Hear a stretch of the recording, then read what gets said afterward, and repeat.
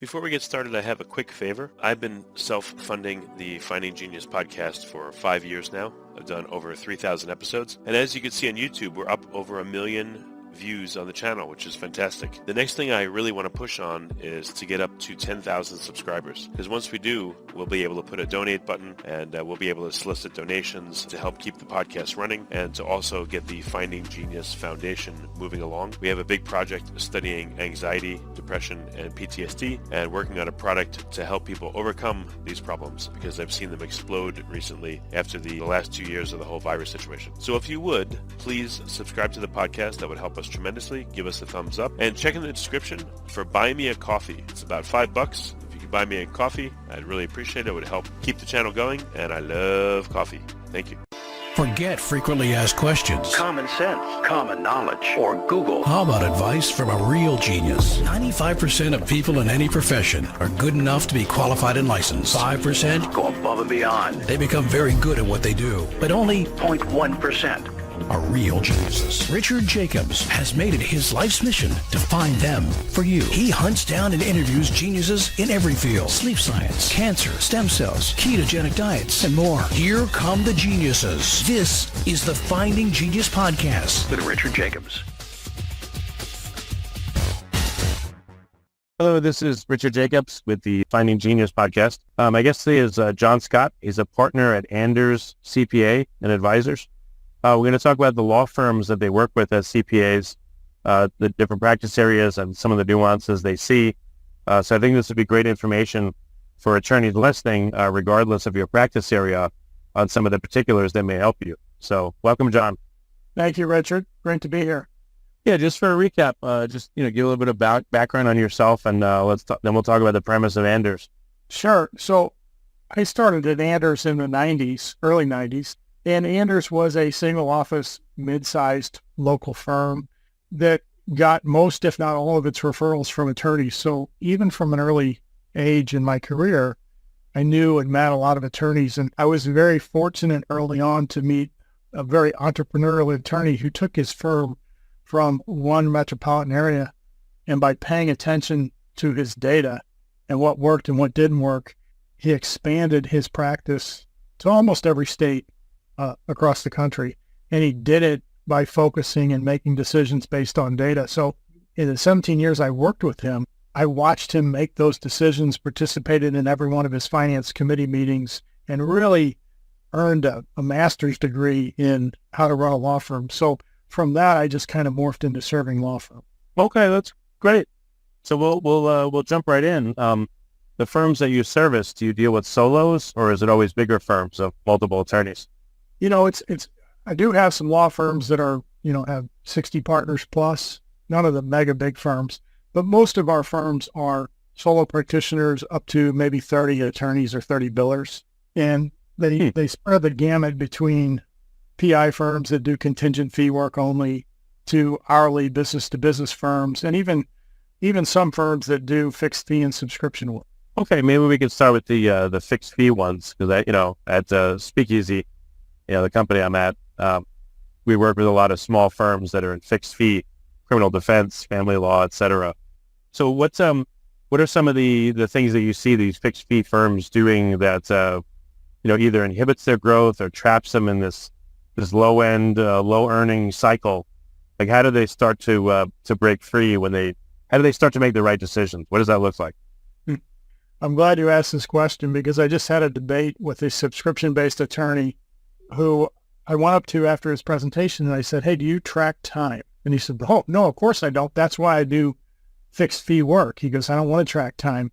And I think the inhibiting thing for those firms that do fixed fee work and not tracking time is they don't know if they're pricing things correctly, because they're not job costs. It's not going to be rate times hour, but you have to know if let's say you're doing lease reviews, and if you don't track your time some sort of standard rate, you don't know if you're pricing those correctly or not. Now, in a subscription or fixed fee environment, you realize that some things you're going to go over on, some things you're going to be under on, but on that trend line, if you're pricing it correctly, you're going to go right up that trend line, and it's going to be great.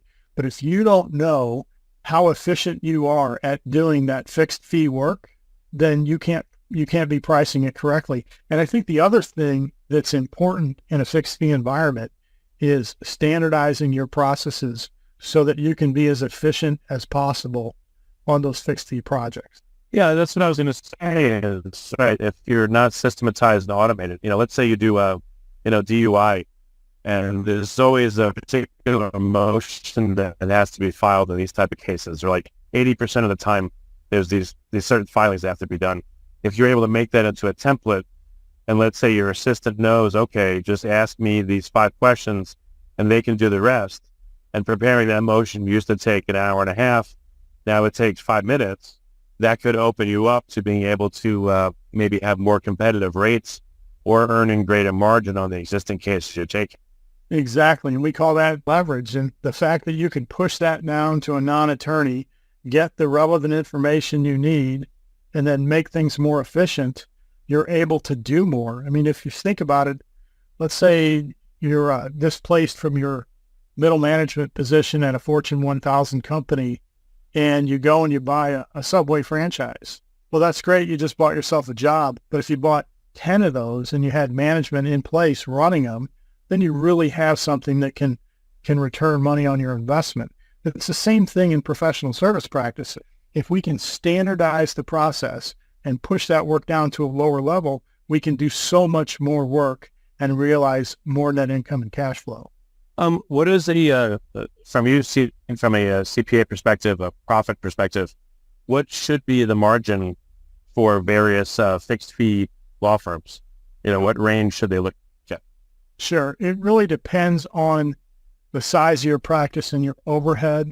I've seen it as high as 50%, as low as 15%. I think you want to be between 25 and 30%. And if you get too high, that tells me that you're not investing in people and in technology. And so you're not going to be able to grow much beyond where you are then and now. And then the larger you get as a firm, that percentage is going to start going down. So the firm that only makes 20% might be okay with that because it's 20% of a much larger number, whereas the firm that's making 50% and is a sole practitioner doesn't have a whole lot of overhead. They really can't grow beyond what their efforts are. Well, I was going to say, if you don't even know your margins, that's a problem. I totally agree. Yeah, if you're starting at not very high margin and you know the margin is just going to go down, it sounds like you as the attorney may not be ready to grow. You may want to grow, but first you have to get your house in order and systematize your processes to fatten your margin as much as possible so it can absorb these extra costs as you grow, if you want to grow. Totally agree. You have to figure out how to do what you do very efficiently. And then you have to take the leap and say, okay, I'm going to hire a paraprofessional, paralegal, or an assistant to push a lot of this work down. So remember, these systems and processes go from intake to the end of the client matter, and you have to map all that out and work on each piece so there's no bottlenecks in the process. Okay. So again, a healthy solo, maybe as high as 40 to 50%, or is that okay? And then I don't know if you know this closely, but a 2-attorney firm or a true solo, and then the solo takes on a paralegal. How much should the margins go down before it's we're not doing something right or we're missing something? I can't tell you a specific amount. I can tell you that if as a solo you were at 50% and you hire a paralegal, you got to take a dip until you fill up that paralegal's time. And even if you go down to, let's say, 45%, you're going to be able to do so much more. So it's 45% of a larger revenue number. You're going to be in a better position. What have you seen is responsible for the margin of these fixed fee firms? Is it just the lawyer's time? They don't have enough time to work on more cases or do more intakes? Or is it what eats up that margin, or what constitutes it?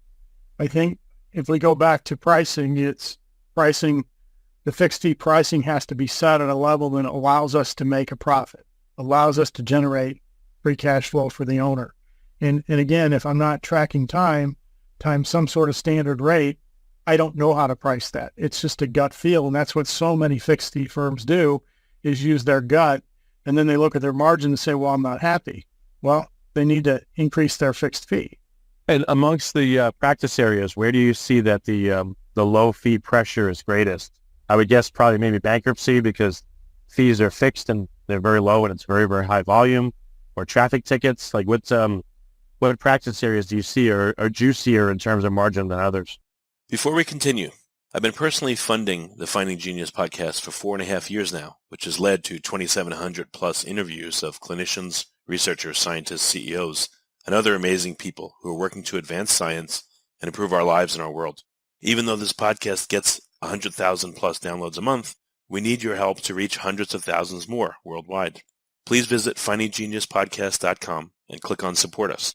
We have 3 levels of membership from $10 to $49 a month, including perks such as the ability to see ahead in our interview calendar and ask questions of upcoming guests, transcripts of podcasts you're interested in, the ability to request specific topics or guests, and more. Visit findinggeniuspodcast.com and click Support Us today. Now back to the show.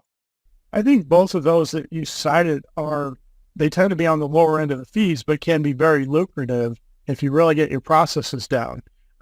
Just about anything that's repetitive and very similar from matter to matter can be done in a fixed fee environment. It's just a function of refining those processes and setting the price at the right level. Okay. So now with some of the other practice areas, if they're doing business to business, it's more complex. It's not as cookie cutter, maybe even PI, because of the contingency. I would think you have to be much more careful to price it properly, because otherwise you can spend all this time and make nothing or lose money. Well, if you're in an hourly environment in a business to business, that's just a function of having clients that have a need and then meeting that need, and then having enough capacity to charge time to meet those needs and then send out bills and collect revenue. The advantage of a subscription or fixed fee is that money's coming in on a subscription basis. It's coming in at least monthly, and you can budget and forecast that. In an hourly rate environment, you can still do that forecasting, but it's not as immediate and it's not necessarily monthly. But I'm charging time on a daily basis. I'm sending out bills on a monthly basis. And then theoretically, within my terms, within 30 days, I would have cash flow coming in an hourly rate environment. In the contingent environment, it's completely different. I could go months without having any cash flow because there is no time charging. It's a function of I get a client matter, I take it up to either settlement or going to court and being adjudicated. And at some point, I get some cash in the door, not all of which is mine. I have to reimburse my expenses, pay the client, and then the net comes to the firm. But in a contingency environment, it's a little more difficult to predict cash flow and do a forecast, but it is doable, especially as you build your flywheel of these cases. They all have values, and depending on where they are in the life cycle of a client matter will depend on how far out that expected cash flow is going to come into the firm. So it's more difficult in a contingent PI environment to predict cash flow, but if you take the time to build your cases in your case management system and define milestones, so intake being the first one, all the way up to a court date is assigned, I know somewhere around that court date, I'm either going to settle or the case will be adjudicated, and sometime right after that, I will get some cash flow. So it depends on the type of firm you are and the type of billing you do, but predicting cash flow is going to be the lifeblood of whether or not you have a good margin. Yeah, I mean, if it's in your trust account and you're not looking at any of this, you're not predicting, you have no milestones, you're always going to be tempted to take from it, especially if you're in need. And then you still got to do the legal work, and you don't want to run into trouble if you take too much, and then something happens with the case, we need to get more, or the client just stops paying you and you can't get out of the case, you're stuck in it.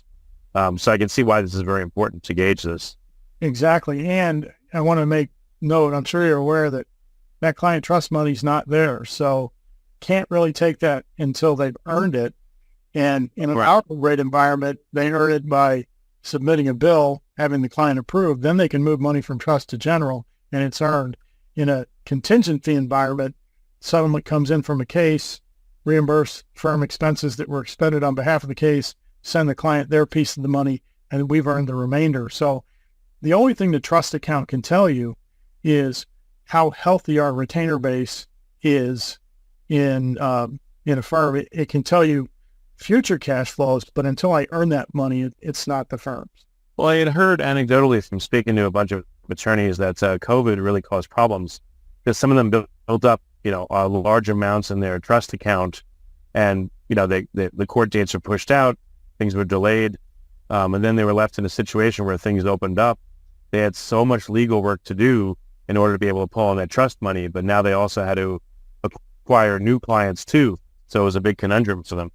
Yeah, I can see that because for a while they couldn't really do their job because the courts weren't open. And then the courts opened up and that's all they could do was go back and do the work that they didn't get to.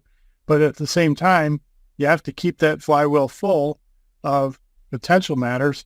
And if we talk about that, if you have a 5-person firm, 5 billers, and they're working at 80% capacity. So they do have, in the aggregate, one full-time equivalent, 20% each times 5 of capacity.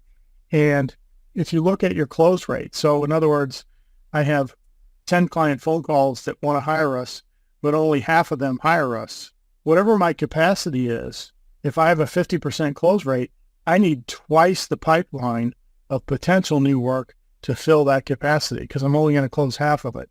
So paying attention to, when we talked about building out processes for the types of matters that we take from intake to close, we also need to pay attention to where did those calls come from and what was our close rate on those calls. Not just globally what was our close rate, but maybe there's someone in the office that does a better job of closing a new client and getting them to hire us. Then we want to focus that work on them. Or if somebody's lacking in that area of, we'll say, setting the hook on a new client, maybe we can train them up so that they do a better job in the future of filling the capacity that the firm has. I mean, this seems to be a weird question, but why are you guys so proactive with attorneys? It seems like, it's nothing against you, but when a CPA is involved, it's like, oh, here come the bean counters. Yeah. And they have no understanding traditionally, not you, but most of them have no understanding of the business, whatever business they're doing the taxes for, and it's all retroactive. There's no planning, there's no systems. How come you guys are onto all this stuff? Well, I totally agree with you there that historically accounting firms have not been proactive, and many still aren't. And I'm going to get back to that in a second. We love working with attorneys and speaking to them about financials because most of them did not go to law school to get training in accounting or finance. And they're very cerebral people. They're very logical people. But when it comes to running their business, they're just not very good at it. Now, when we talk about accounting firms, historically, accounting firms, they are historical. They look backward and they're reactive and not proactive. It's a lot like when your grandfather took his family on a vacation. The night before he piled everyone in the station wagon, he pulled out a 10-year-old atlas and he made some notes. And the next morning off he went. The only thing he could do is react to what happened in front of him. If there was an accident that shut down the highway, he was stuck. And then our parents had it a little better. They had AAA trip tickets, so they knew that on the way to Florida, through Atlanta, there was construction, and AAA would give them a little workaround to keep them on the path. Today, what we want to do in accounting is be advisory and forward-looking. We have Waze and Google Maps. And along the way, when you're using one of those apps, it'll tell you 2 miles ahead, there's a car stall on the right, traffic is slowing, there's construction up ahead, here's a workaround to keep you on path. We want to do that same thing in accounting. We want to be proactive, do forecast, and align those forecasts with the goals of the law firm so that in April, if we're falling behind our goals and we're not going to hit our annual goal, what levers can we pull? What adjustments can we make to stay on path? Just like Google Maps and Waze, we want to be proactive, have some workarounds so that we can still get to our end goals. That journey, that destination that we're trying to take as a firm, we want to get there or exceed our expectation. Yeah, it makes sense. No, that's good that you guys have, you employ all these things. What reaction do you get from attorneys? Are they surprised? Are they happy? Do they kind of grip their P&L tighter and say, leave me alone, and they're uncomfortable with this? What's it like to work with them at first? It's all over the board. The ones that, say, oh, I've got a CPA, they're not going to hire us, and I'm fine with that. The a lot of attorneys are forward-looking and they do realize they need some help. Sometimes they're not the roadblock, but rather the person who's been doing the accounting and the tracking internally. It's usually an office manager that's been with them a long time, in addition to the holiday party, the HR negotiating with the copier vendor. They're also doing the accounting, and they're doing it in arrears, and they're not doing it in a timely manner on which the owners of the law firm could make decisions. And they're kind of the roadblocks because they don't want to let go of that. But in reality, what we can show those folks that are doing that is, hey, you're still going to be involved. You're still going to be key to this, but we're going to do this on a timely basis so that we always know our cash position, that we can use data to make decisions to achieve the ownership goals, and your life's going to be completely better. So the roadblock to us is typically the person on the inside or the outside advisor who's currently handling things and thinking that being reactive and historical is okay, and it's not. In today's environment, we have to do forecast and look forward.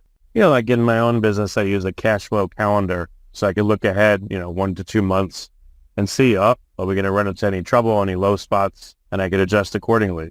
Maybe go on a payment plan with this vendor, or, if I can fix my receivables, then I'll be able to do this or that, that kind of thing.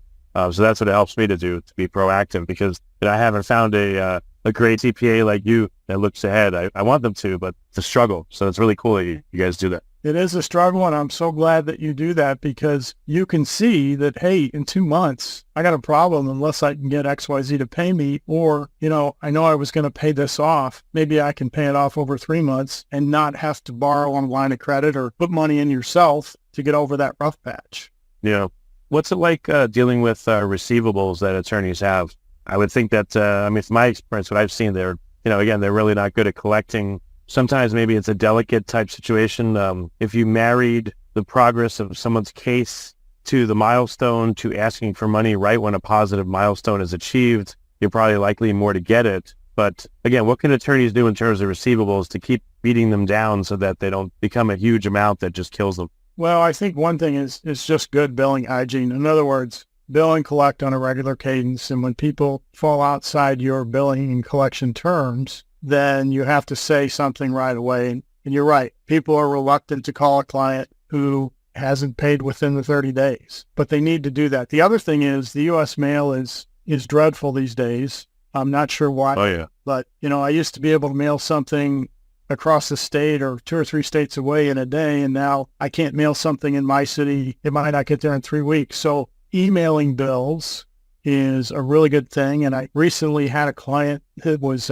emailing bills, but they weren't checking to see if the bills were being opened. And so the bill would get emailed. 30 days later, there'd be no payment. They would check to see that, they never opened the bill. So now we instituted a policy that a couple of days after the bills get emailed, an admin goes to see that they got opened. And if they haven't, they make a phone call and say, hey, we just emailed you a bill 2 days ago. You haven't opened it. We're going to do it again. Please open the bill and put it into your accounts payable department. So emailing bills and then ensuring that clients adhere to your payment terms, because the first time you let a client stray from your terms, you're essentially saying to them, hey, I'm going to expand my terms to what you want. And I'm going to reward this bad behavior by not saying anything. So you need to train your clients to be responsive, good A clients.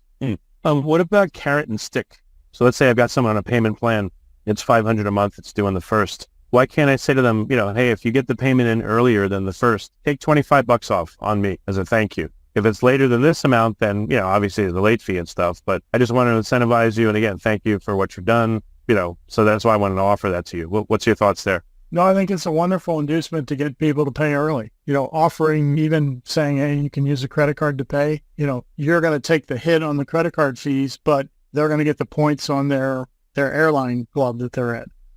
Okay. That's a good one too. What about attorneys that, they can't get out of a case after a certain point and the person stops paying them? Do you have do you help them with sending people to collections, or are there companies that will, pay them their retainer, maybe factor it, 10, 15% and pay them their retainer in full upfront? Are those advisable? What are your thoughts there? Yeah. Collections and factoring, it happens. I'm not a big fan of it. If you go to collections, you kind of open yourself up for an accusation of malpractice potentially. So I would much rather see, and a lot of times in family law, you'll get to the point of no return where the court will not let you out of the matter. Criminal too, probably. But I think what's important to do is monitor that early, get retainers that are evergreen so that as you eat into the retainer on a regular basis, the client has to refill the retainer so you can minimize how much you get clipped, and then figure out at what point can you withdraw when you anticipate that a client's not going to pay you so that you don't get stuck taking a case to fruition with a client who's not paying you. I think that's the bigger thing, is recognizing those situations before it's the point of no return so that you can get out of that without getting stuck with work you're never going to get paid for. Okay. And what about practice mixtures? So some law is very short-term, criminal defense. You have a court date coming up or you got arrested, things that are pretty immediate. People can't sit on them. Family law, I don't have to get divorced today or this week. Personal injury, I could wait a week or two to do anything about it, or maybe a month, which wouldn't help me, but they're not immediate. Estate planning, really, there's even less pressure usually. So in the law practices you deal with, do you see that the attorneys that deal with immediate type laws are advised to also do some longer term stuff, combine criminal defense and also do some PI work? So base hits for criminal and then home runs that are rarer for PI. You may see a firm that has several things, but within individual attorneys, unless they're truly a sole practitioner serving a general practice, they're going to specialize in an area. You're not going to see a criminal defense attorney doing hourly real estate loans and closings. So, but you may have a firm that has a few criminal attorneys and then a few business attorneys. Typically, the PI firms are strictly PI. Well, maybe a better way to put it is this, okay, I'm a solo in criminal defense. And I want to grow. Should I add another criminal defense person, or should I now do some family law, or maybe get a PI person, again, to diversify the practice areas that the firm handles? And again, the short-term, long-term, small versus large income scenario. Again, in terms of growing, is there any advice there on what works better than other things? Yeah, I would look at my capacity. If I was a solo criminal defense attorney, I would figure out, where's my work coming from? Where's the word of mouth driving people to me? Is it advertising? Is it from existing clients? And once I hit near full capacity and think that I can grow beyond that, then I would go out and hire another criminal defense attorney. I don't think I would divert my attention from that work to go do PI work or family law. It's just a different specialization that I would need to have. I'd need to be able to clone myself to be really good at both. Okay. What about situations where you have maybe a more experienced senior partner and then you have a more junior one, but they do the same practice area? One thing I've told some attorneys that they could do is, on the intake part, well, so-and-so, your case, we have two options for you. Lawyer A, she's been doing it for 30 years, highly experienced. She costs more, but she deals with more complicated cases like yours. Lawyer B, he's been doing it for 7 years, very competent, doesn't charge quite as much. Those are for more like run-of-the-mill cases. Based on your circumstance, which do you think is best for you? And maybe you're able to silo certain people to the big boss and other ones for the more junior person, and charge more to the, for the cases the big boss gets, so they can be more selective about them. Is there do you ever see that dynamic going on? I do see that quite a bit, and I think that's the one big advantage that the more senior attorney has, is they can really pick and choose what they work on, and they can differentiate themselves by the rate. The client makes the choice. Do you want the more experienced person? If you do, you're going to pay a premium. If not, you can go to the less experienced person who's still going to do great work, but it gives that senior person the opportunity to do two things. One, command a higher rate, and really pick and choose what they work on. They can steer clients to that younger, less experienced attorney, and then pick the cases and matters that they want to handle. And it's a way to reward the firm too, right? If we're going to take up the time of the more senior person, then the firm should earn more money based on that person's efforts. And as attorneys become more senior, it's really incumbent upon them to be ambassadors to the firm and fill up the younger attorney's time to get them that experience. Because at some point, they're going to be the senior attorneys feeding work down to less experienced attorneys. Even within a case, yeah, I could see, I have to prepare this motion or do this thing. I'm going to get the younger person to loop them in. They'll get maybe, a small percentage of the case a few hours in, but they can help me so that I could do the higher level work and not do as much of the drudgery. Totally agree. And that goes back to leverage. When we push down work to less experienced people, we are training them to do what we do. But it also frees us up to do higher level, more valuable things for the client. And without that, if we stay doing what's comfortable for us, the mundane motion or researching a certain area of the law that someone else can do, then it holds us back. We cannot grow and scale our business because we're stuck doing these routine procedures that could be done by someone at a lower level. That's the one area that I see in law firms that pales in comparison to accounting firms. Accounting firm leverage is 9 or 10 to 1, where law firm leverage, a good law firm will have a leverage of 3 to 1. And many of the bigger firms have leverage of 1 to 1. So they have one partner for one staff person. The better you can increase that leverage number, the better you're going to have a sustained firm that is training people, that is growing over time. And you're really trying to replace yourself. You want it to get to the point where you only do what you want to do, or you can retire, which we don't see a ton of in law firms. Lawyers seem to retire in their chairs, which is not what I want to do. Lately, I've seen a bunch of firms leaving the industry, though. I'm not sure exactly why or what the pressures are, but in the past 3 or 4 months, I have seen a significant number closing down, which is odd. I've got some personal injury attorneys that are more seasoned and have told me that if they were getting into the business today, they wouldn't do PI work. And I don't quite understand that. And it could be, where do we get our cases? Is it too cutthroat now on the referrals? But they make a good living. They know what they do it well. They just have some regret. Or would they do it over again? No. But I don't see that from everybody, just a few of them. And I wanted to ask you, I'm sure most of the attorneys you work with, maybe all of them, have marketing firms. That's what we do. At Speakeasy, we provide marketing for attorneys, small firms. What's your experience from your position? Do you see that the marketers that attorneys work with are doing a good job for them? Or is it because the attorneys just don't understand running a business and a lot of them don't want to deal with it, that do they get taken advantage of? Or does the marketing kind of, it's like yelling into the wind, it goes nowhere because the attorney is not on board and they just expect the marketer to do everything? Like, what kind of dynamic do you see with those, if you could see that deeply, with those particular vendors? I don't see that they're being taken advantage of. I do see that they don't understand it. Some do, but for the most part, again, they didn't go to school for marketing, but marketing works. Okay, whether it's a TV commercial, a radio ad, a billboard on a bus that goes by, marketing works. I think the important thing is to judge the return on your marketing efforts and spend more time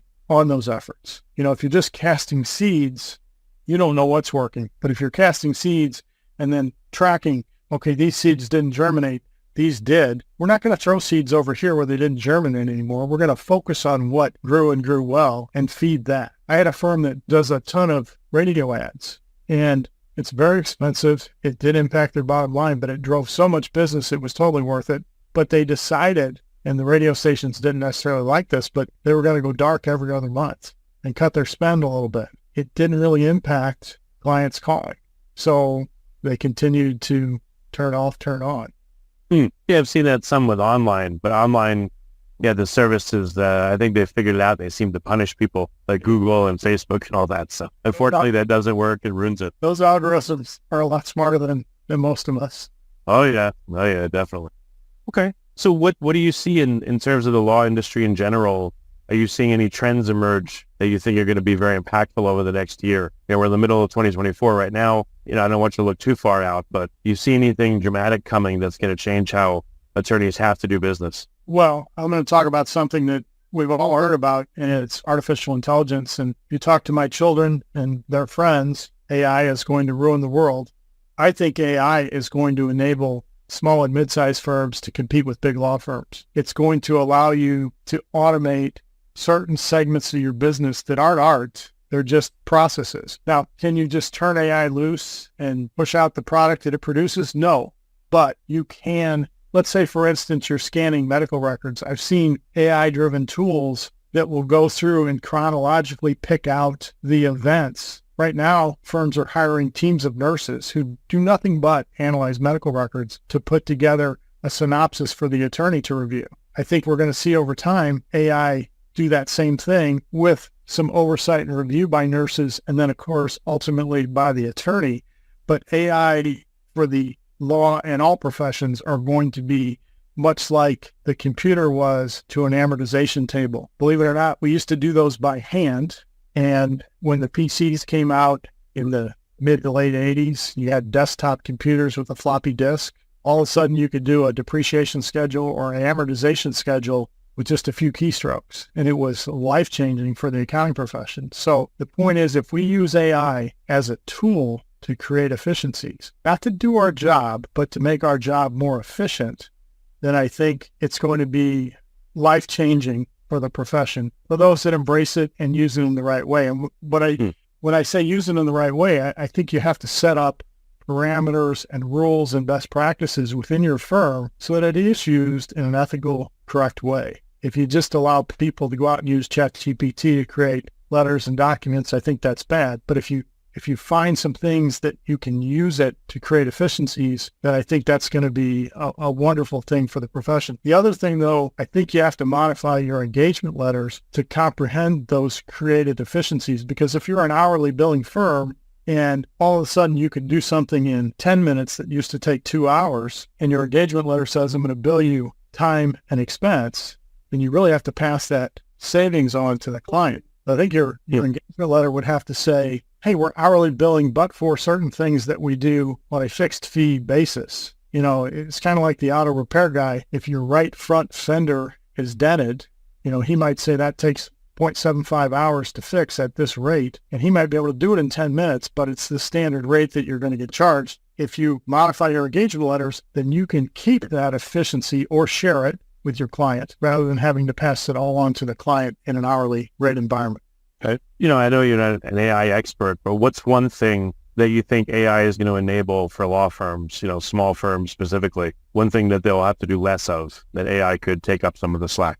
I think the review of large volumes of data to pull out the relevant bits of data and put it in a chronological timeline would be something that is going to be very efficient. If I'm an attorney and, I have 3,000 pages of records to go through, AI could synthesize that into an outline that then I could focus on the relevant parts of the 3,000 pages. So instead of spending 10 hours going through all those to try and hopefully find the relevant bits of data, I could use AI to do that. And I've seen tools at conferences that claim to be able to do this. I don't know if they're through beta testing yet, but we're going to get there.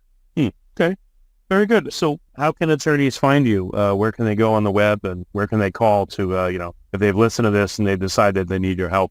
Well, I'm on LinkedIn as John C. Scott CPA. I'm at Anders, and right now I am running not only a tax practice, but I am the VCFO in charge of legal services at Summit VCFO Services by Anders. I also have a book out, which I will send you a QR code for this. The book is called Judicial Dollars and Cents, and it talks about running a law firm based on data and metrics. And the 4 metrics are cash, financial, production, and pipeline. And in the book, we go through those 4 different metrics and what levers you can pull to stay on your path to your journey to meet your goals and increase profit and cash flow. Okay. Well, excellent. And you can work with attorneys in all 50 states, or are there any restrictions? No restrictions whatsoever. One thing the pandemic taught us is you and I will have to be in the same city to jump on a Teams call and meet virtually, or meet, face-to-face via the computer. Okay. Well, excellent. Well, John, thank you so much for coming on the podcast. This has been a really great, informative call. I appreciate it. Thank you, Richard. If you like this podcast, please click the link in the description to subscribe and review us on iTunes. You've been listening to the Finding Genius podcast with Richard Jacobs. If you like what you hear, be sure to review and subscribe to the Finding Genius podcast on iTunes or wherever you listen to podcasts. And want to be smarter than everybody else? Become a premium member at FindingGeniusPodcast.com. This podcast is for information only. No advice of any kind is being given. Any action you take or don't take as a result of listening is your sole responsibility. Consult professionals when advice is needed.